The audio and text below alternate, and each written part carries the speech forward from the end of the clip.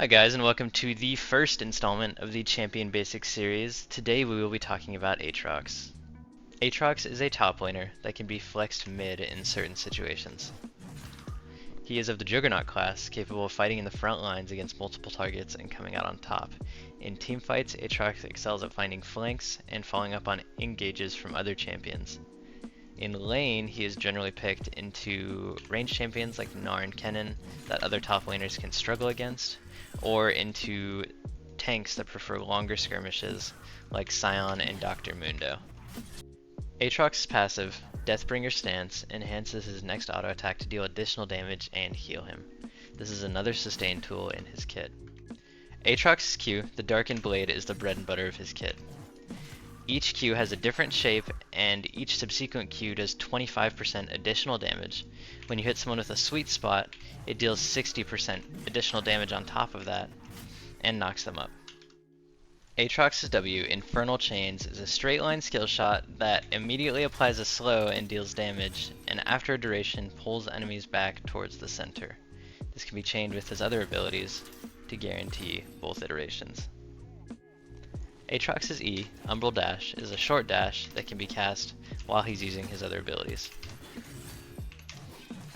This is important because it helps you reposition for sweet spots and surprise people with engages. The passive on Aatrox's E gives him 18% scaling up with level Omnivamp against champions, which also increases when he casts his ultimate.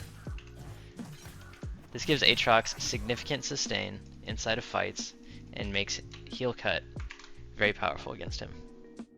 Aatrox's ultimate, World Ender, is a powerful teamfight tool that fears nearby minions for 3 seconds upon activation, gives him a massive burst of movement speed that decays down during the duration, attack damage, and increased Omnivamp on his E passive. It also resets when he gets an assist or a kill, making it a devastating teamfight tool, especially if he's ahead and finding that first kill is easy.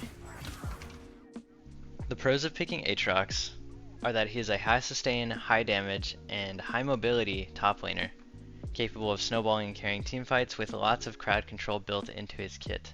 The cons are that he is not a great primary engaged champion, which is usually the role of the top laner. He's susceptible to falling behind and becoming irrelevant or less relevant than a tank like Ornn, who would have CC and utility no matter what. And although he does have a lot of CC, all of his crowd control is conditional, meaning it can be dodged or somehow avoided, and it is not always reliable. Hopefully you now have a basic understanding of Aatrox. If you're interested in a more advanced video with combos, tips, techs, strategies, let me know in the comments below.